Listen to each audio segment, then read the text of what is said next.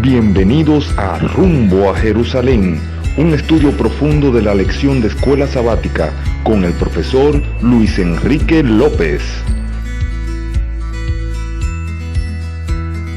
Lección número 7 para el 16 de mayo del 2020. Idiomas, texto y contexto. El versículo de memoria es: tomad este libro de la ley y ponedlo al lado del arca del pacto de Jehová vuestro Dios, y esté allí por testigo contra ti. Al lado del arca, el trono de Dios, testigo de lo que está en la Biblia para usted y para mí. ¿Estamos a la altura o no estamos a la altura? Deuteronomio 31:26. Un dato estadístico dice aquí: se hablan más de 6.000 idiomas en el mundo actualmente. La Biblia completa se ha traducido a más de 600 idiomas, y el Nuevo Testamento, o algunas porciones, se tradujeron a más de 2.500 idiomas. Estos son muchos idiomas, por cierto, pero al mismo tiempo todavía es menos de la mitad de los idiomas que se conocen en el mundo. Se estima que 1.500 millones de personas no cuentan con la Biblia completa traducida en su lengua materna, su propio idioma, pues. 1.500 millones no tienen ese privilegio como nosotros lo tenemos en castellano, el otro lo tiene en portugués, en inglés. Bueno, hay 1.500 millones de personas que no tienen ese privilegio. Si bien todavía hay mucho que hacer, mucho esfuerzo, sociedades bíblicas han garantizado que 6.000 millones de personas puedan leer la Biblia. Bueno, están en eso. Y qué bendición es estar entre quienes hoy tenemos la palabra de Dios, la Biblia, y solamente la Biblia. Como siempre les comento en estas últimas lecciones que he tratado de compartir con ustedes del camino a Cristo. Yo lo tengo aquí anotado también en la palabra de Dios, en la Sagrada Escritura, hablando de esto tan importante de la revelación de nuestro Dios. Dios quiere que aún en esta vida las verdades de su palabra se vayan revelando de continuo a su pueblo, que podamos entender, que Dios se vaya revelando. Y hay solamente un modo por el cual se obtiene este conocimiento de la palabra de Dios. No podemos llegar a entender la palabra de Dios sino mediante la iluminación del Espíritu Santo. Oiga eso, solamente por la iluminación del Espíritu Santo, por el cual fue revelada. Él fue que la reveló, el Espíritu Santo, y solamente Él la puede revelar a nosotros. Dice 1 Corintios 2:11. Asimismo, tampoco, también se puede decir, nadie conoce los pensamientos de Dios sino el Espíritu de Dios. 1 Corintios 2:11. Seguido, 1 Corintios 2:10 ahora. Pues porque el Espíritu lo examina todo, escudriña todo, hasta las profundidades de Dios. Hasta lo profundo de Dios, en otras palabras. 1 Corintios 2:10. Y la promesa del Salvador, continuó la cita, a sus discípulos fue: cuando venga el Espíritu de verdad, ese que conoce lo profundo de Dios, los pensamientos de Dios, Él os guiará a toda la verdad, que nos guía a la verdad. Yo quiero conocer la verdad. El Espíritu Santo te va a conducir a ti, a mí. Porque, dice Jesucristo, tomará de lo mío y se lo dará a conocer a ustedes. Tremendo privilegio. Juan 16, 13 y 14. Es la confianza que el Espíritu Santo nos va a revelar esa verdad. Vayamos con el mejor anhelo y disposición de que nos instruya, de que nos enseñe. Y hay una bella cita también, que aparece aquí ahora en el Espíritu de la Profecía, en la página 21 de Mensajes Selectos, tomo 1. Dice: agradecemos a Dios porque la Biblia está preparada para los humildes, tanto como para los instruidos. Se adapta a todos los siglos, no es que pasó de moda, se adapta a todos los siglos y a todas las categorías sociales, desde el que no sabe leer, del pobre, el rico, todos pueden ser iluminados por el Espíritu Santo. Pues. Esto fue escrito en Minneapolis en el otoño de 1888. Fecha famosa de la justificación por la fe, Pagonier y Johan. Qué bonito, ¿verdad? Agradecemos a Dios, a página 21, mensajes selectos, tomo 1, porque la Biblia está preparada para los humildes, tanto como para los instruidos. Se adapta a todos los siglos y a toda categoría. Y a todas las categorías. Ahí no hay distingo, todos lo pueden entender. Entonces, esto es hermoso. Este fundamento que he hecho aquí al principio, porque con todos los detalles técnicos, aquí, que para allá, que el idioma, que el texto, el contexto, aquí, mire, si el Espíritu Santo, es importante todo eso que acabo de decir, pero el Espíritu Santo es el que va a permitir que la palabra te impresione, me impresione, pueda meterse dentro de mi ser, para comprender cuál es el mensaje para mí, no para el otro, es para mí. La palabra es vida, cada versículo tiene un poder transformador, y dentro del capítulo, dentro de lo que llaman el contexto, a lo que se refiere a lo que estamos leyendo, cada palabra de esa va a cambiar nuestra vida. Hay promesa, hay fortaleza en ella. No importa si tú no sabes leer, pero tú oyes. La fe es por el oír, y el oír de la palabra de Dios. Sabes leer, chévere. Has estudiado, maravilloso. Tienes bastante capacidad de memoria. Esto se adapta al más sencillo y al más ilustrado. A la palabra de Dios, ¿verdad? Dice el domingo 10 de mayo, ¿cómo entender las Escrituras? Dice Timoteo, 2 Timoteo 3, 16 y 17. ¿Con qué propósito nos fue dada la Biblia? 2 Timoteo, como la palabra de Dios. 2 de Timoteo, capítulo 3, versículo 16, 17. ¿Con qué propósito nos fue dada la Biblia? Pregunta aquí el folleto. 3, 16, 17. Toda la Escritura es inspirada por Dios y útil para enseñar, para redarguir, para corregir, para instruir en justicia. ¿Con qué propósito? Mira, todo eso que estoy leyendo aquí. Versículo 17. Todo eso ¿con qué objetivo? A fin de que el hombre de Dios, sea perfecto, enteramente, vamos a decirlo de otra manera, enteramente, dice aquí la Biblia, preparado para toda buena obra. ¿Con qué propósito? De que los hombres y mujeres estemos preparados para toda buena obra. Por eso un concepto de pecado es saber hacer lo bueno y no hacerlo. Comentando con la familia aquí, especialmente con la esposa, le decía, el mundo aspira, el carácter, la manera de ser, sea cristiano o no sea cristiano, sea de China, de Rusia, de cualquier continente, aspira hombres que tengan el carácter de Jesús, aun cuando ellos no lo practiquen, pero esperarían ver una persona que honesta, íntegra, sincera, honrada, que nunca traicione, que no mienta, pulcra, de palabra, responsable, confiable, amigable, amorosa, respetuosa, etcétera, etcétera, etcétera. ¿Quién no anhela eso? Todo el mundo, cristiano o no cristiano, pero especialmente el mundo pagano, profano, aspira a eso, que con él sean todas esas cosas que acabo de decir. Para tener esos atributos, para tener esas virtudes, para tener esos valores en esas relaciones que establecemos mutuamente, horizontales, hombre, nosotros los seres humanos, hombre, mujer, etcétera, etcétera. Respeto a la naturaleza, respeto a los animales. Se necesita estar educado por la palabra de Dios. Todos anhelamos eso, sin estar leyendo Biblia. Ser una persona sincera, un hombre honesto, una mujer honesta, una mujer fiel, un hombre fiel, respetuoso, sincero, íntegro, que no se venda ni se compra, que no tenga temor de llamar la verdad cuando es verdad, el error cuando hay error, que es lo más difícil. Todos anhelamos eso. Exigimos a los demás, pero nosotros no somos, muchas veces. Pero sí queremos ver eso. Pero ¿cómo se puede ver un hombre preparado para toda buena obra de servicio sino tiene el Espíritu Santo.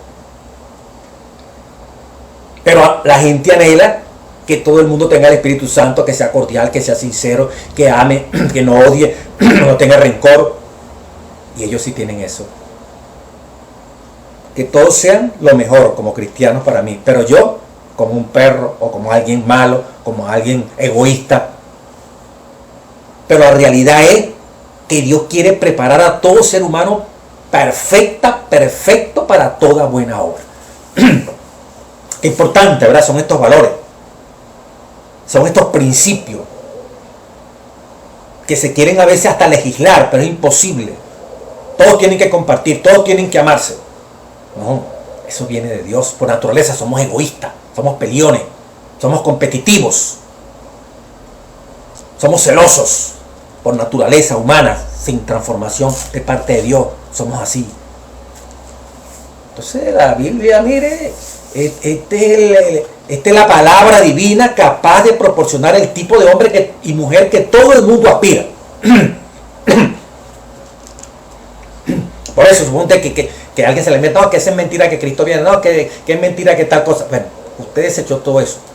Pero si usted busca que Dios le muestre ser un hombre perfecto, una mujer perfecta para toda buena obra, Dios se lo va a mostrar. Y si se llega a morir y no ha venido Cristo, y usted, concha, me cansé de esperarlo, pero usted deja un buen testimonio.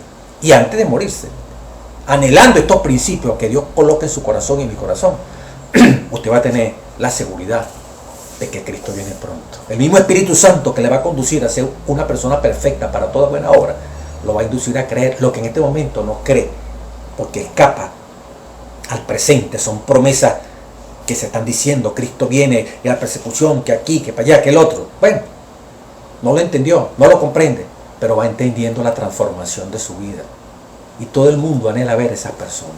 Entonces, por eso estos principios, mire, así la gente no cree en la Biblia, la gente anhela, los hombres y mujeres, que a través del Espíritu Santo y los principios en la Biblia, impresos por el Espíritu Santo, producen hombres y mujeres en esta humanidad que representan a Cristo, que son el modelo de Cristo Jesús, que son el clon de Cristo Jesús. Todo el mundo anhela eso, cristiano o no cristiano. Es importante, ¿verdad? La importancia de la Sagrada Escritura. Bueno,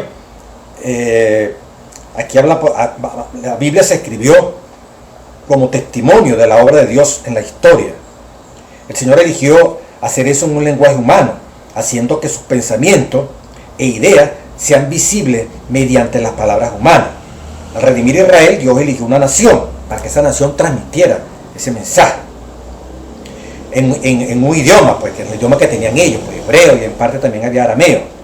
Luego en el Nuevo Testamento, dice aquí, el auge de la cultura griega trajo una nueva oportunidad al permitir que el Nuevo Testamento se comunicara a través del idioma universal, que en este caso era el griego, que se hablaba ampliamente en esa parte del mundo en ese momento. De hecho, también hubo traducción al griego del Antiguo Testamento, que llaman la Septuaginta, la 70. Este lenguaje universal le permitió, el griego en ese momento histórico, cuando estaban los apóstoles, le permitió a los apóstoles y a la iglesia primitiva difundir el mensaje por todas partes con un nuevo celo misionero. Amén, gloria a Dios. En Deuteronomio 32, 46 y 47, ¿por qué era tan importante que los hijos de Israel obedecieran todas las palabras de esta ley? Vamos a buscarlo. Deuteronomio 32, 46, 47 dice, ¿por qué es importante esto? Y les dijo, Moisés hablándole al pueblo, aplicad vuestro corazón a todas las palabras que yo os testifico hoy. Metan en cabeza eso, apliquen toda la mente, sentimiento, todo, para que las mandéis a vuestros hijos. ¿Con qué finalidad? A fin de que cuiden de cumplir todas las palabras de esta ley. Porque no es cosa vana, no es cosa de estar perdiendo tiempo, el que oigan y que estas palabras se les siembren en su corazón. En esas palabras está vuestra vida, es vuestra vida. Y por medio de esta ley, de estos 5 primeros libros de la Biblia, haréis prolongar vuestros días sobre la tierra donde vais, pasando el Jordán para tomar posesión de ella, esa tierra nueva. Moisés está recalcando una importancia tremenda. En esta palabra, aquí está la vida, aquí hay prolongación de días, de la medida que se aceptan los consejos que Dios está diciendo allí, para tener paz en la mente, para tener salud física, para tener salud social del uno con el otro, con la naturaleza, con el universo, con Dios. El salón, hermano, hay que oír esta palabra, hay que oírla atentamente para que el Espíritu haga prolongación de vida, permita el poder movernos en este mundo, en este momento de pandemia, en este momento de dificultad, y vendrán peores. Pero esta palabra es vida, a pesar de que andes en sombra de valle o de muerte, como dice el Salmo 23. Porque esta palabra la inspiró, no fue un chino, ni un americano, ni un ruso, ni un mexicano, ni un venezolano, nada de eso. Esta palabra viene de Dios. Y los hombres, con su mentalidad, lo que oyeron y con su lenguaje, escribieron para que sea accesible a ti y a mí, la revelación del Espíritu Santo. Y escribieron por esa revelación del Espíritu Santo. ¿Cómo entender la Sagrada Escritura? Con el Espíritu Santo. Si no, no hay vida. A pesar de que ha pasado de idiomas aquí, que para allá, Dios es el autor de todo esto. Bueno, vamos a leer. O sea, ¿cómo entender? Voy a complementar un poquito aquí, ¿verdad? Porque el título lo hemos hablado en otras ocasiones.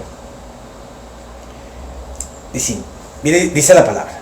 Hablando de la palabra de Dios, la página 22, mensaje salido tomo 1. No siempre hay un orden perfecto o aparente unidad en las Escrituras. Los milagros de Cristo no son presentados en orden exacto, sino que son dados así como ocurrieron, las circunstancias que demandaron la revelación divina del poder de Cristo. Las verdades de la Biblia son como perlas ocultas. Deben ser buscadas, extraídas mediante esfuerzos concienzudos. Los que tan solo dan un vistazo a la Biblia con un conocimiento superficial que piensan que es muy profundo, hablan de las contradicciones de la Biblia y ponen en duda la autoridad de las Escrituras. Pero aquellos cuyo corazón está en armonía con la verdad, el deber, escudriñan las Escrituras con un corazón preparado para recibir las impresiones divinas. El alma iluminada ve una unidad espiritual, una gran hebra de oro que corre por todo el conjunto, pero se requieren paciencia, meditación y oración para rastrear la preciosa hebra áurea de oro. Algunas contiendas ásperas en cuanto a la Biblia han resultado en investigaciones que han revelado las preciosas joyas de la verdad. Muchas lágrimas se han derramado, muchas oraciones se han ofrecido para que el Señor abriera la comprensión de su palabra. ¡Qué maravillosa! La Biblia no nos es dada en un grandioso lenguaje sobrehumano. Jesús tomó a la humanidad a fin de llegar hasta el hombre donde Él está. La Biblia debió ser dada en el lenguaje de los hombres. Todo lo que es humano es imperfecto. Diferentes significados se expresan con la misma palabra. No hay una palabra para cada idea distinta y la Biblia fue dada con propósito práctico. Las impresiones de las mentes son diferentes. No todos entienden de la misma manera las expresiones y acertos. Algunos entienden las declaraciones de la Escritura para que se ajusten a su propia mente particular y a su propio caso. Las predisposiciones, los prejuicios y las pasiones ejercen una poderosa influencia para oscurecer el entendimiento y confundir la mente, aún al leer la palabra de las Sagradas Escrituras. El Señor, dice la página 25, dio su palabra justamente en la forma en que quería que viniera. La dio mediante dirigentes, autores, cada uno con su propia individualidad, aunque trataron el mismo relato. Sus testimonios se reúnen en un libro y son como los testimonios, ¿verdad?, de una reunión de testimonios. Pues. No representan las cosas justamente en el mismo estilo. Cada uno tiene su propia experiencia y esta diversidad amplia y profunda, el conocimiento que es presentado para suplir las necesidades de diversas mentes. Cada uno tiene su propia experiencia y esa diversidad amplia y profunda profundiza el conocimiento que es preparado para suplir las necesidades de diversas mentes. Los pensamientos expresados no tienen una uniformidad establecida, como si hubieran sido vertidos en un molde de hierro, haciendo monótono al oírlo. Es una uniformidad tal, si en una uniformidad tal habría una pérdida de gracia y de belleza peculiar. En palabras prácticas, usted ve que Marcos narra un milagro de una forma a veces con detalles que no están en San Mateo, que no están en Juan, que no están en Lucas. Luego de pronto también San Juan describe un milagro, pero entonces Mateo ve un detalle que no ve Lucas. Entonces, en esa multiplicidad de cada quien apreciar lo que está viendo de Jesús, el lector se enriquece. Tiene una visión como panorámica cuando lee los 4 evangelios, cuando compara un libro con otro libro de la Sagrada Escritura. Bueno, es hermoso eso, pues. O sea, que la diversidad de pensamientos que se manifiestan en la presentación que Dios permite a través de su palabra, enriquece. El Espíritu Santo puede entonces, si no lo entendiste de una forma, entiéndelo por aquí con Marcos. No lo entiende con Marcos, entiéndelo con Lucas. No lo entiende con Lucas, entiéndelo con San Juan. No lo entiende con Jeremías, entonces lo entiende con Isaías. No, que no entiende Isaías, entonces lo entiende con el profeta Oseas. No, que no lo entiende con Daniel, entonces lo entiende con Apocalipsis, con el profeta San Juan. De tal manera que esa variedad de mente que recibe esa palabra nos permite a nosotros unificar, tener una visión completa y más maravillosa y chévere de esta palabra santa. La palabra y su significado, dice el día 11 de mayo. 11 de mayo. Dice, en todos los idiomas hay palabras que tienen un significado tan rico y profundo que son difíciles de traducir adecuadamente con una sola palabra a otro idioma. Estoy leyendo el lunes 11 de mayo. En la Biblia este tipo de palabras requiere un amplio estudio de su uso para comprender la amplitud de su significado. Es un poco complicado, ¿verdad? 2 palabras utilizan aquí, misericordia y shalom. Eso quiere decir que misericordia tiene, uno lo lee misericordia como esa compasión hermosa de Dios hacia el ser humano, etcétera, etcétera. Shalom tiene que ver con paz. Pero esa palabra en el Antiguo Testamento, misericordia, tiene muchas aplicaciones. Expresan diferentes pensamientos con una sola palabra. Por ejemplo, en 1 Reyes 3:6, Salomón dijo, tú hiciste misericordia a tu siervo David. ¿Ves? O sea, Dios tuvo misericordia con David. En el Salmo 57:8 dice, Dios envía misericordia todas las mañanas desde el cielo. De la misericordia es como un rocío, como algo que viene maravilloso. Y en la otra parte, Dios tuvo misericordia, Dios se compadeció, Dios tuvo gran amor con David. Miren la misma palabra aplicada en 2 escenarios, como diríamos nosotros, como diferentes. Pues. En 14:3:8, 143:8, el Salmo dice, hazme oír tu misericordia. Hazme oír tu misericordia, como algo que yo necesito oír para echar adelante, para fortalecerme. ¿Verdad? Como una medicina para fortalecer mi espíritu, es misericordia. Como un cuidado de Dios hacia una persona, es misericordia. O sea, vea la palabra en su multiplicidad de forma, cómo se puede interpretar. También, en número 6, la palabra shalom, número 6, 24 al 26, vemos la palabra shalom en un sentido íntegro, que Jehová te bendiga y te guarde, etcétera, etcétera, etcétera.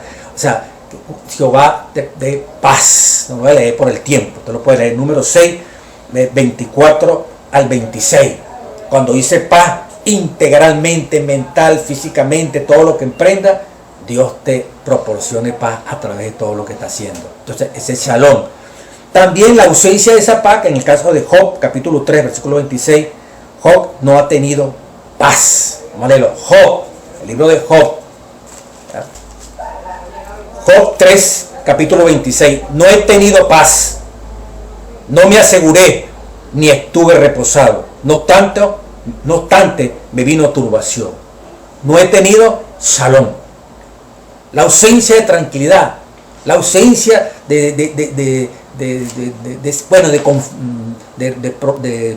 confusión que hay. O sea, cuando hay confusión, o sea, cuando hay turbación en la cabeza, no hay shalom, no hay paz. Cuando no hay paz, su ausencia produce disturbio, quebranto. Pero entonces paz, su ausencia produce disturbio. Su presencia nos da tranquilidad. Nos proporciona salud integral. Entonces la palabra es muy amplia, es muy amplia. Yo quiero decirle, comentándole de otra palabra aquí, aprovechando esta parte. En hebreo, mire, la palabra obedecer, shar, la raíz primaria, obedecer, porque es importante, porque uno dice, obedezca la palabra, obedezco, se pareciera que es como un dictador, alguien que nos está obligando, bueno, voy a obedecer. Entonces uno obedece por bueno, así como, bueno, póngase el tapabocas, la gente se pone el tapabocas, ¿verdad? Pero no porque esté consciente, no porque realmente crea que las razones profundas de por qué hay que ponerse eso, no porque hay que obedecer, porque si no me van a meter presos, me van a hacer esto, me van a criticar, me van a decir. No, obedecer, realmente obedecer, dice la raíz primaria en hebreo, es oír inteligentemente. Implica atención, atender, atento, entender, entendido, discernir, mirar, escuchar. En el código 8085, el concordancia del Tron, ahí no dicen eso. Pero, ¿cómo podemos ver eso en la Biblia? Mire, Deuteronomio 28.1. En el cuanto que obedecer tiene que ver con oír atentamente, oír inteligentemente, con atención, persuadido, pendiente de lo que se están diciendo. Eso, obedecer. Dice Deuteronomio 28.1, acontecerá que si oyeres atentamente, oiga, que si oyeres atentamente la voz de Jehová tu Dios, primero hay que oír atentamente, para guardar y poner por obra todos sus mandamientos que yo te prescribo hoy, también Dios, Jehová tu Dios, te exaltará sobre todas las naciones de la tierra. Si oyeres atentamente, no dice si obedecieres atentamente, pero hay que oír atentamente, oír con persuasión, o sea, está persuadido de lo que te está diciendo, o sea, echarle cabeza, pensar la profundidad de lo que te están diciendo, tú obedeces y yo obedezco directamente. Proverbio 28.1, muy conocido, dice, el que aparta su oído, oye, el que aparta su oído para no oír la ley, para no oír la palabra de Dios, su oración es abominable. El que aparta su oído, no oye atentamente, ¿qué hace? Desobedece. No oír la ley es desobedecer la ley. Entonces, obedecer, más que verlo como una regla, tienes que obedecer. La verdadera obediencia nace del oír atentamente, del oír con inteligencia, en este caso, lo que Dios nos está diciendo. Vean lo que dice Jeremías 7, 23, 27, porque el tiempo es muy rápido. Jeremías 7, 23 27. Mas esto les mandé diciendo, escuchad mi voz, oír, obedecer es oír. Escuchad mi voz, pero no dice obedecer, pero obedecer significa oír inteligentemente y atentamente. Escuchad mi voz y seré a vosotros por Dios. Si ustedes escuchan mi voz, con puro oírlo, y vosotros me seréis por pueblo, andad en todo camino que os mandé para que os vaya bien. Versículo 24. Y no oyeron ni inclinaron su oído. Y no oyeron ni inclinaron su oído. En otras palabras, no obedecieron. Pero mire cómo lo describe. La palabra tiene una connotación bien bonita. Pero obedecer en el hebreo es oír atentamente. Oír, inclinarse a oír a Dios. Antes caminaron en sus propios consejos. No oyeron mi consejo atentamente, ¿verdad? Entonces siguieron sus propias cosas. En la dureza de su corazón malvado. Fueron hacia atrás y no hacia adelante. Desde el día en que vuestros padres salieron de la tierra de Egipto hasta hoy, y os envié todos los profetas, mis siervos, invitándolos desde temprano y sin cesar. Pero no me oyeron ni a los profetas ni a ninguno de los que yo enviaba como mi mensajero. No me oyeron ni inclinaron su oído. En otras palabras, no obedecieron. Pero obedecer quiere decir que no oyeron ni inclinaron su oído. Incline su oído. No me oyeron atentamente, inteligentemente, porque si lo hubieran hecho, hubieran obedecido. Sino que endurecieron su cerviz e hicieron peor que sus padres. Tú pues les dirás todas estas palabras, pero no te oirán. Los llamarás y no responderán. Como consecuencia, ¿qué tiene que hacer Dios? Actuar y hacer justicia. Pero miren lo que quería compartirles, cómo la palabra obedecer, en su connotación, más como la entendemos nosotros, tiene que ver con oír atentamente. No le leo otro texto por el tiempo, ¿verdad? Una atención esmerada, entender, discernir, mirar, hasta la palabra mirar. Santiago 1:25. Mas el que mira atentamente a la perfecta ley, con solo mirar, y mirar implica también obedecer. Obedecer es mirar atentamente a la perfecta ley, la ley de la libertad, y persevera en ella mirando, no siendo oidor olvidadizo. Miren cómo se pega oidor con mirar, sino hacedor de la obra. Este será bienaventurado en lo que hace. Mirar atentamente, no olvidadizamente, oír atentamente, más el que mira atentamente la perfecta ley y persevera en ese mirar, va para adelante, hermano. Ese mirar, ese oír atentamente es lo mismo que obedecer. Entonces, como esas palabras, ¿verdad?, nos ayudan, pues, en estas palabras y su significado excelente. El día martes 22, repetición y forma de las escrituras. Aquí se va a hacer énfasis, hermano, de que como no hay signos de puntuación, como dice aquí la palabra. En el pensamiento hebreo hay varias formas de expresar ideas que refuerzan el significado, que enfatizan la importancia de los conceptos. A diferencia de los idiomas europeos, el hebreo no contiene signos de puntuación en el idioma original, por lo que la estructura del lenguaje desarrolló otra forma de comunicar ideas. Como no hay signo de puntuación, no hay admiración, no hay signo de admiración como para resaltar algo, hay que decirlo con fuerza, hay un signo de interrogación para una pregunta.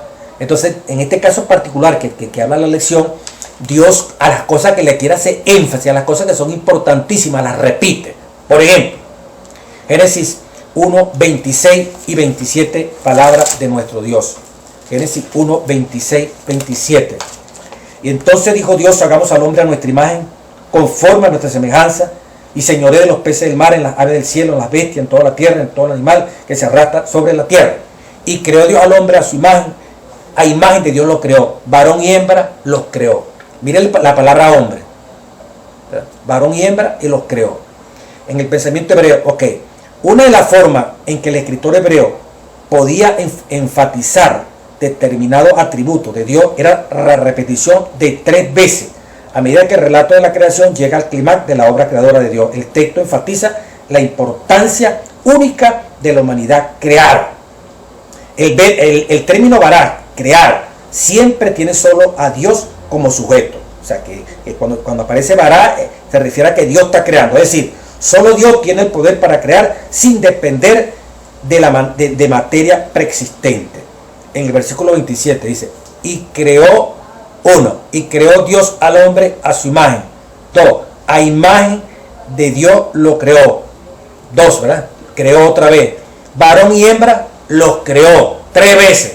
Creó. Yo soy el que creo. Y cuando ese verbo vará se utiliza allí, es Dios creando. Dios, no hay otro creador.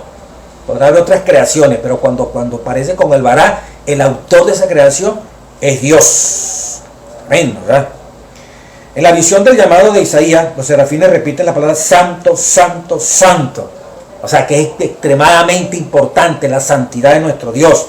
En Daniel 3 tenemos una repetición con variaciones en la frase: la estatua que el rey Nabucodonosor había levantado. Dice, esta frase o sus variantes se repite 10 veces en el capítulo para contrastar el proceder de Nabucodonosor en desafío a la imagen de Dios que le reveló en el capítulo 2. El énfasis aquí está en el intento de la humanidad de convertirse en Dios para que la adoren, en contraste con el único Dios verdadero, el único digno de adoración. La estatua que el rey Nabucodonosor había levantado. Dios, como 10 veces se oye esa expresión, como resaltando allí que este Nabucodonosor quiere como hacerse notar que él es el creador, que él es el dueño de todo, ¿verdad? En contraste con el sueño de la imagen de Daniel 2, donde Dios fue el que puso el sueño en él, demostrando que él pasa y vendrán otros imperios. Pero no, aquí yo soy pues el Dios que domino desde Babilonia hasta el fin del mundo. No podrá. Esa es tu obra creadora, que con una piedra la voy a derrumbar y la voy a quitar. Mientras que en Daniel 2, la estatua que yo hice, esa sí es la verdadera, que define el rumbo de toda la humanidad. Texto y contexto. Texto y contexto. Parecido a la parte del Génesis. Las palabras de la Escritura siempre se dan en un contexto. Esto es texto y contexto. Bueno, el texto, un texto fuera de contexto es simplemente un pretexto. Saca un versículo allí y hacer de eso una doctrina es simplemente un pretexto, porque cuando si ese versículo no está de acuerdo a lo que dice el capítulo o al versículo que tiene arriba o abajo, es simplemente está usando mal la Sagrada Escritura. Hay que leer completo, repito, y más que leer, más que echarle cabeza, es el Espíritu Santo. Quiero leer del día lunes, cuando hablábamos de las palabras y su significado. Dice aquí la lección: cualquiera que sea el idioma que hablemos o leamos, incluso sin saber el significado original de estas palabras, ¿cómo podemos experimentar la realidad de lo que significan según nuestro leal saber y entender? Ahí donde trabaja el Espíritu Santo para darte la impresión correcta y exacta. Bueno, texto y contexto. Génesis 1:27. Y creó Dios al hombre a imagen de Dios lo creó, varón y hembra los creó. Los énfasis que estudiamos el día de ayer, día martes. Ahora, contexto. Aquí la palabra hombre se está refiriendo a seres humanos, antropos, seres humanos. Hombre incluye hombre y mujer, la humanidad. Con Génesis 2:7. En Génesis 2:7, entonces dice: entonces Jehová Dios formó al hombre. Otra vez la palabra hombre. Pero aquí al hombre se refiere a qué? ¿A Adán y a Eva? No, en Génesis 2:7, hombre se refiere a qué? A Adán como persona. Y en Génesis 1:27, y creó Dios al hombre, a imagen de Dios lo creó, varón y hembra los creó. O sea, en el contexto del capítulo 1, cuando habla de hombre, está hablando, creó la humanidad. El hombre significa la humanidad. ¿Por qué humanidad? Porque está incluyendo a Adán y a Eva. El contexto es la creación de la humanidad. Y en Génesis 2:7, entonces, pero aquí aparece hombres. Bueno, pero dice, y formó Dios al hombre, el polvo de la tierra, y sopló su nariz aliento. Aquí hombre no se refiere a humanidad, se está refiriendo a Adán particularmente. Ya hemos visto que la repetición del término vará en Génesis 1:27 indica un énfasis en la creación del hombre. Ahora vemos que el hombre se define dentro del contexto de ese versículo como hombre y mujer. Eso significa que el término hebreo Adán debe entenderse en este pasaje como una referencia al género humano o a la humanidad. Sin embargo, en Génesis 2:7, lo que acabo de decir, pues, Adán se refiere a Adán como ser humano. O sea, eso es teniendo el contexto. En Génesis 1 el contexto es de la creación. Y en este caso, la creación, la última parte de la creación, el sexto día, la penúltima, pues hablando antes de crear el sábado, la penúltima día de creación fue el hombre. Y cuando se dice hombre, se refiere a Adán y mujer. Concepto universal. Adán como hombre, ¿verdad? Dice, y creó al hombre a su imagen. A imagen de Dios lo creó. Varón y hembra lo creó. Ese hombre universal. Dice la palabra, como dice allí la revelación. Esto significa que en el término hebreo, Adán debe entenderse en este pasaje como una referencia al género humano o humanidad. Que digamos, creó Dios a Adán a su imagen y semejanza. A imagen de Dios lo creó. Varón y hembra los creó. Diríamos con mejor en la literalidad. Cuando dice hombre, repito, le está refiriendo a Adán y Eva. Y cuando dice hombre aquí, entonces Jehová Dios formó al hombre. Hombre, el hombre se refiere, aquí se refiere a Adán. A Adán. Ok. Sin embargo, en Génesis 2:7 el mismo término Adán se usa para referirse a la formación de Adán del polvo de la tierra. En hebreo, Adán observa el juego de palabras. Aquí solo se hace referencia a Adán masculino, ya que la creación de Eva es posterior. Ok. Pudiéramos decir esto de los contextos, ¿no? Hay otra cosa que también es importante. En Hechos de los Apóstoles, capítulo 10, siempre nuestros hermanos evangélicos utilizan este texto. Y uno tiene que decirle, tiene que ver con, respete el contexto, mira el contexto. Hechos 10, Pedro y Cornelio. Usted sabe la historia de Pedro y Cornelio. Había en Cesarea, versículo 1, un hombre llamado Cornelio, centurión, piadoso y temeroso de Dios, versículo 2. Y este vio una visión, era un pagano, era un centurión, dominaba sobre un centenar de hombres. Y a la hora novena del día, un ángel de Dios entraba donde él estaba y le decía, a la hora novena del día, y mirándole fijamente, le dijo, ¿qué es, Señor? Y le dijo, tu oración y tu limosna, bueno, son contestadas. Ok. Y envía pues hombres a Jope y haz venir a Simón, el que tiene por su nombre Pedro. Cuando tuvo la visión, un ángel de Dios le dijo, anda a buscar a Pedro. Ok. Este vive en cierto Simón Curtidor que tiene su casa junto al mar. Ido el ángel que hablaba con Cornelio, llamó a 2 de sus criados. Y bueno, vayan a buscar a Pedro, vamos a decirlo así, a este señor que está en Jope. Se llama Pedro. Al día siguiente, mientras ellos iban por el camino, se acercaron a la ciudad. Pedro subió a la azotea para orar, cerca de la hora sexta. Y Pedro tuvo gran hambre y quiso comer, pero mientras le preparaban algo, le sobrevino un éxtasis. Tuvo gran hambre. Mire la narración, tuvo gran hambre. ¿Y por qué la visión que ahora Pedro va a tener?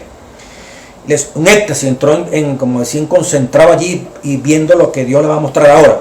Y vio el cielo abierto y que descendía algo semejante a un gran lienzo, que atado a los 4 puntos era bajado a la tierra, en el cual había todos los cuadrúpedos terrestres, reptiles y aves del cielo.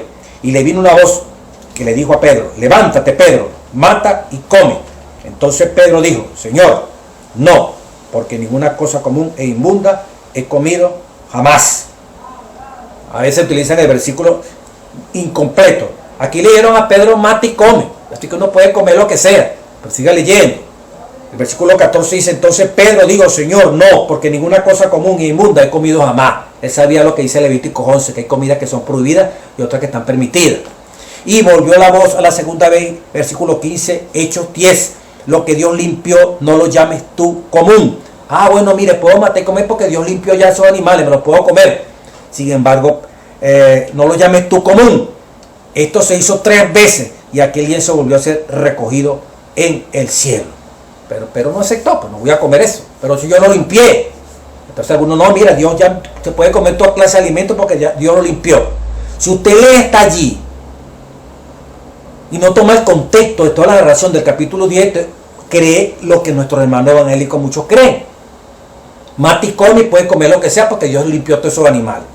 Y mientras Pedro estaba perplejo dentro de sí sobre lo que significaba la visión que había visto, y aquí los hombres que habían sido enviados por Cornelio, los cuales preguntaron por Pedro. Y entonces Pedro, bueno, mira que te manda a buscar Cornelio, que aquí está. Entonces, bueno, ya usted sabe lo que ocurrió. Entonces Pedro descendió con ellos, que fue a que Cornelio, aquí que yo soy el que buscáis. ¿Cuál es la causa por la que habéis venido? Ellos dijeron, Cornelio el centurión, varón justo, temeroso de Dios, versículo 22, y que tiene buen testimonio de toda la nación, ha recibido instrucciones de un santo ángel de hacerte venir a su casa para oír tus palabras. Entonces, haciéndole entrar, lo hospedó. El día siguiente, levantándose, se fue con ellos y le acompañaron algunos de los hermanos de Jope. Al otro día entraron en Cesarea y Cornelio los estaba esperando, habiendo convocado a sus parientes. Cuando Pedro entró, salió Cornelio a recibirle y arrodillándose de sus pies, adoró. Mas Pedro le levantó de papel. A mí no me está arrodillando, yo soy un humano tranquilo, así que no, levántate, pues yo mismo también soy un hombre como tú. A mí no acepto que te estén arrodillando delante de mí. Sin embargo, a unos sacerdotes, ¿verdad? Esta misma papa acepta que se arrodille. Y Pedro dijo, no, supuestamente, porque Pedro no fue el primer papa. Si fuera el primer papa, sí aceptara que se arrodillara.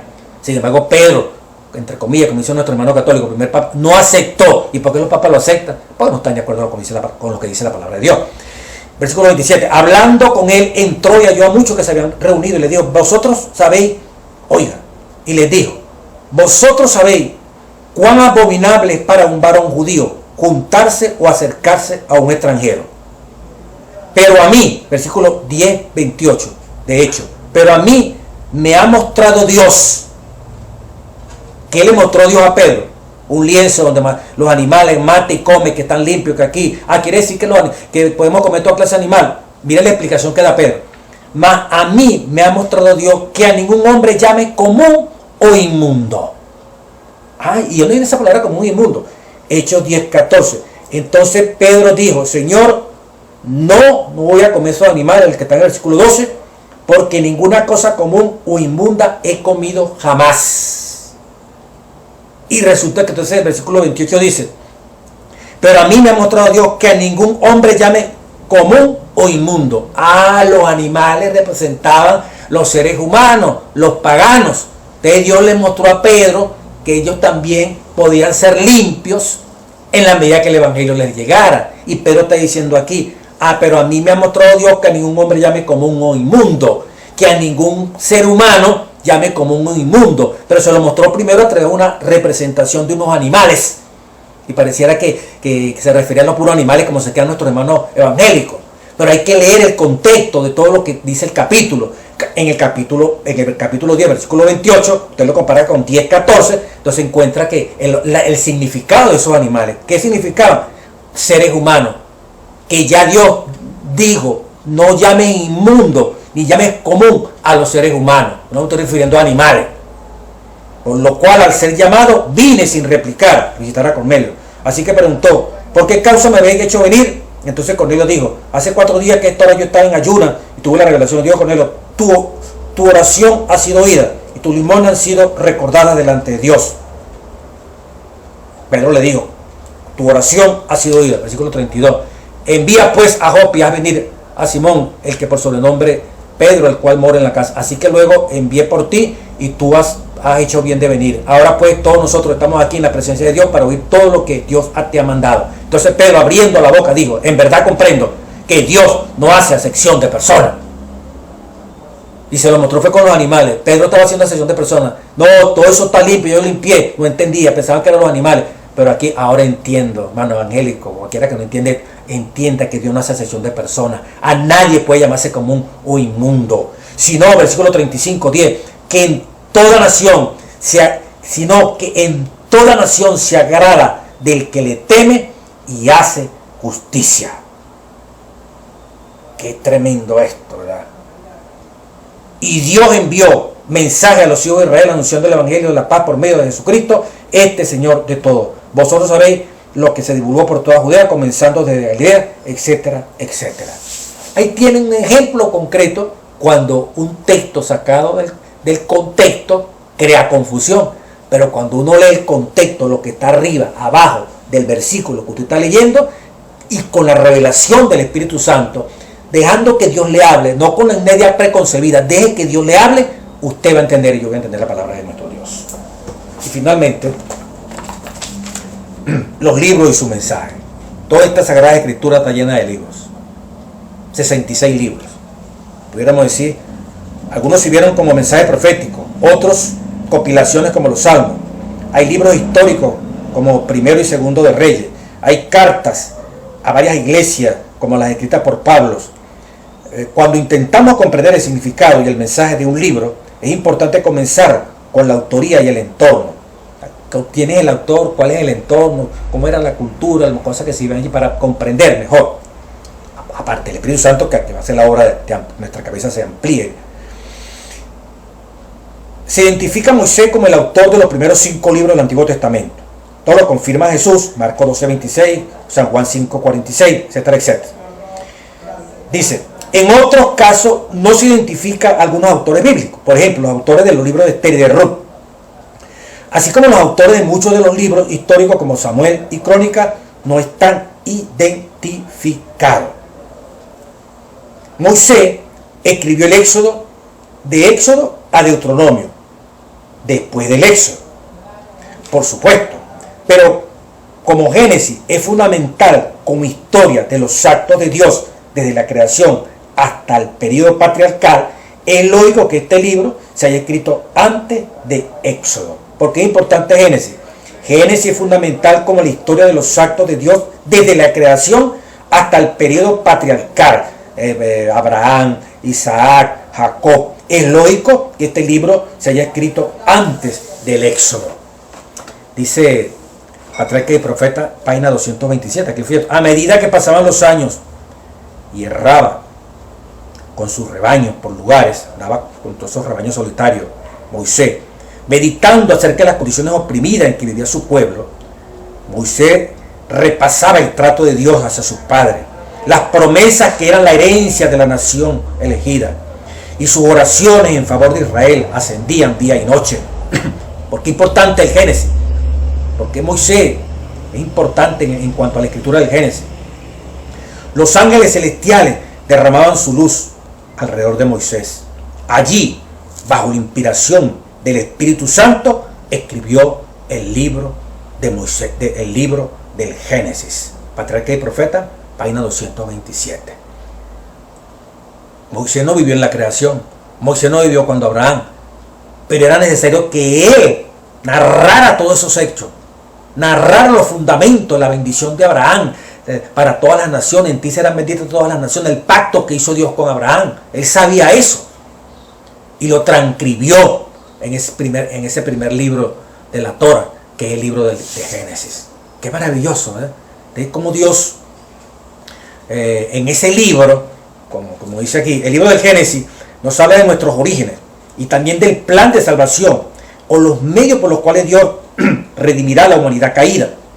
Ese plan se hace aún más evidente en el pacto que Dios hace con Abraham, que implica la promesa de establecer a través de él una gran nación compuesta con una descendencia como las estrellas del cielo y como la arena que está a la orilla del mar. Génesis 22, 17.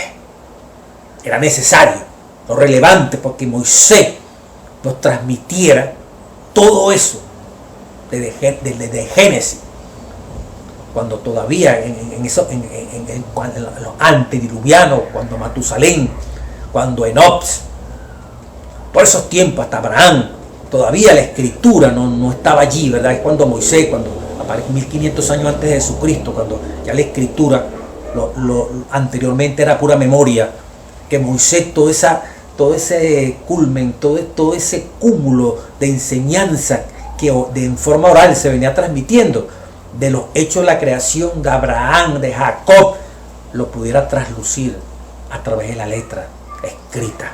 Y allí fue donde ese libro maravilloso de Génesis nos hizo recordar, nos actualizó. Moisés actualizó todas esas verdades de centenares de años atrás, miles de años atrás habían ocurrido. Por eso damos gracias a Dios. Y así pues, el libro de Daniel con la profecía, el libro de Apocalipsis, Jeremías, Isaías, libros, cada libro con un mensaje, como decía en unas lecciones que están en el link de Rumbo a Jerusalén. Estos son los 66 expendedores de medicina, son cada libro. Y dentro de cada libro hay frascos, que son los capítulos, llenos de pastillas, que son los versículos, para cada necesidad del ser humano, para que esté preparado para toda buena obra. El Conflicto de los Siglos, página 10-11 dice: en su palabra Dios comunicó a los hombres el conocimiento necesario para la salvación. Las Santas Escrituras deben ser aceptadas como dotadas de autoridad absoluta y como la revelación infalible de su voluntad. Constituyen la regla del carácter, nos revelan la doctrina y son la piedra de toque de la experiencia. La circunstancia de haber revelado su voluntad a los hombres por su palabra no anuló la necesidad que tienen ellos de la continua presencia y dirección del Espíritu Santo. Por el contrario, no, ya eso está revelado, no necesito Espíritu Santo, y no pura memoria. Ahí sí que se estrellan y se enredan, ¿entiendes? Y fracasan.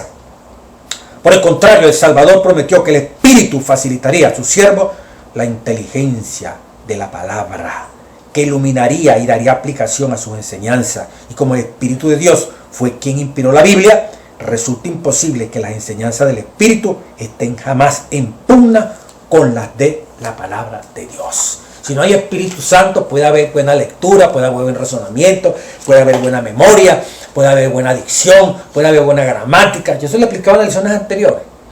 Con el maestro original del Nuevo Testamento y el Antiguo Testamento, Jesús, Dios caminando entre nosotros, hablándole, explicándole las Escrituras por testimonio, por la lengua a sus discípulos, y no entendía. Ni sus discípulos, ni los judíos, ni los sacerdotes, ni esos grandes eruditos. No basta huir.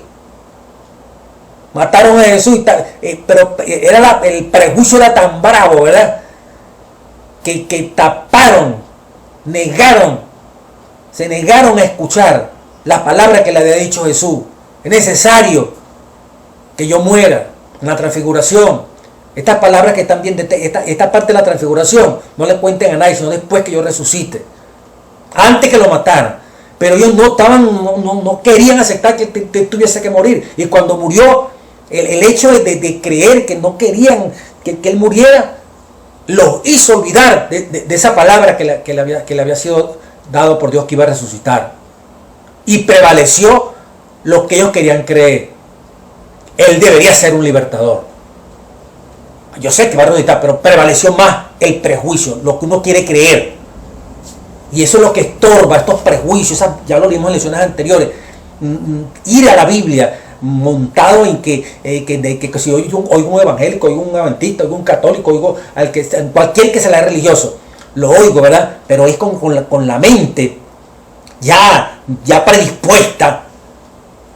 No puedo ni captar el error ni captar la verdad, porque ya tengo montado un prejuicio. Hay que tener una mente abierta, man, no se va a contaminar. Si el Espíritu lo está iluminando y me está iluminando a mí, el argumento de cualquier religioso, si tenemos que oírlo, fácilmente el Espíritu Santo, no nuestra memoria, ni nuestro razonamiento, ni porque yo fui a la universidad, o yo me sé la Biblia de tapa a tapa, yo la puedo leer, pero decir que la palabra de todos esos 66 libros impregnó mi vida es una mentira, chicos. Nadie lo va a sacar, le va a quitar la revelación genuina que el Espíritu Santo ha puesto en tu mente y en mi mente. Dele chance a quien no está oyendo a usted, que el Espíritu Santo le revele que lo que se está planteando aquí es verdad. Así como el que predica dice tener revelación del Espíritu, bueno, que a mí también se me revele. Otra vez caemos en lo beriano. Será Pablo, será Pedro, será Juan, será el que sea, bueno, aquí en caso de Silas y Pablo. Será el pastor, será el sacerdote, será el maestro, será lo que sea, pero como Hechos 17, 10, 11. Lo beriano, mire, vamos a probar si lo que está diciendo Pablo es verdad. Con la palabra de Dios. Porque el día que muevan esto, que el texto nos dice, no, que esto aquí, que esto allá, hermano, y nosotros ponemos a creer en esta sabiduría humana, nos movieron el piso. Ya no se puede creer en esto. Hay que esperar que los eruditos vengan a explicarnos qué dice el texto, por qué no lo dice, que aquí, que para allá. Y caemos en manos de un magisterio como la Iglesia Católica, ¿verdad? De que si no están los eruditos, no estamos perdidos con la Sagrada Escritura. Eso es completamente diabólico. Diabólico. La Biblia la puede entender desde el niño, el campesino, hasta el más erudito. Esto no depende de un gran magisterio, una clase especial que tienen que darnos. Dios quiso librarnos de esa esclavitud. Dios es nuestro amo, Dios es nuestro educador. Que el hombre, que la mujer predica, sí, está bien, pero verifíquelo. Pida que el Espíritu Santo le confirme que lo que ese líder, ese dirigente está diciendo es verdad.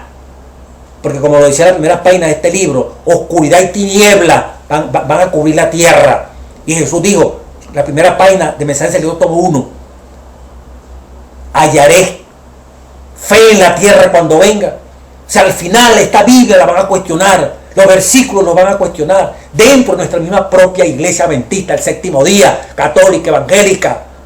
El mundo, los homosexuales han creado una Biblia. Hay pastores que justifican todo este asunto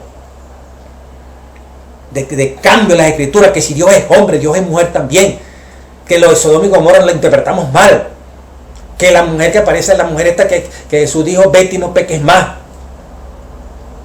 que le iban a matar piedra, la adúltera. No, eso inventado, eso lo añadieron allí en la Sagrada Escritura. Pero el Espíritu Profecía, el deseo de la gente está, el profeta dice que está.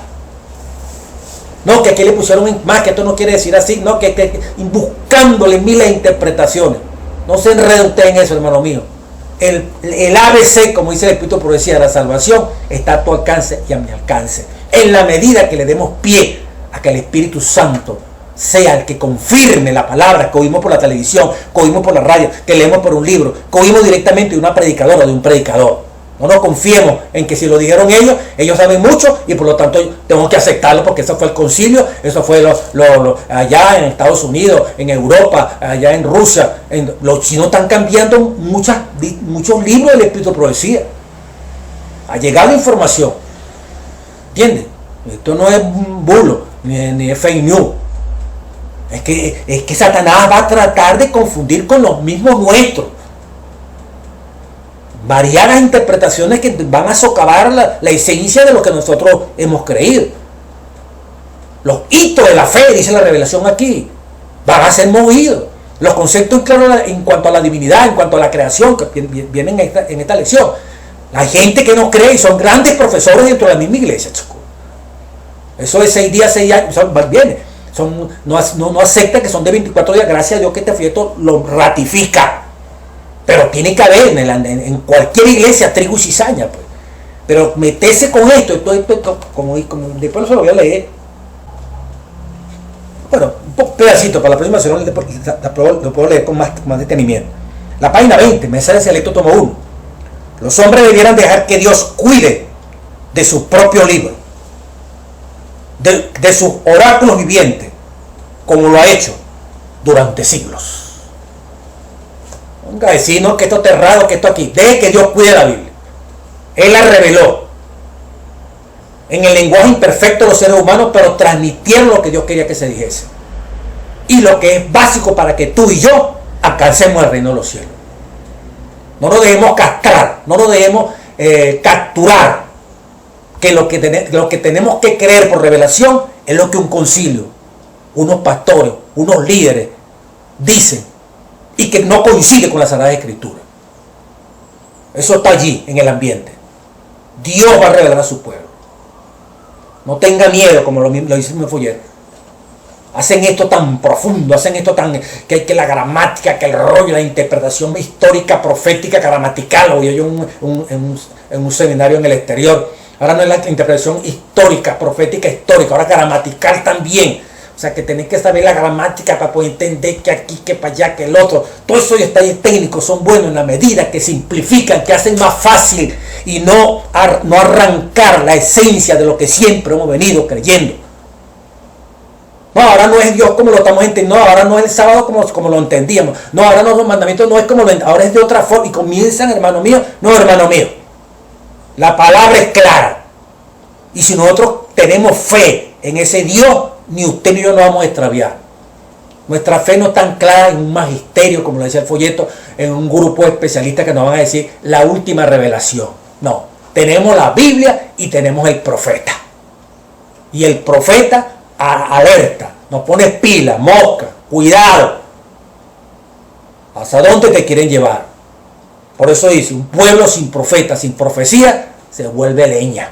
Pero gracias a Dios que esta iglesia es Apocalipsis 2:17. Guarda los mandamientos del Señor Jesucristo y tiene el testimonio de Jesús, que es el espíritu de la profecía.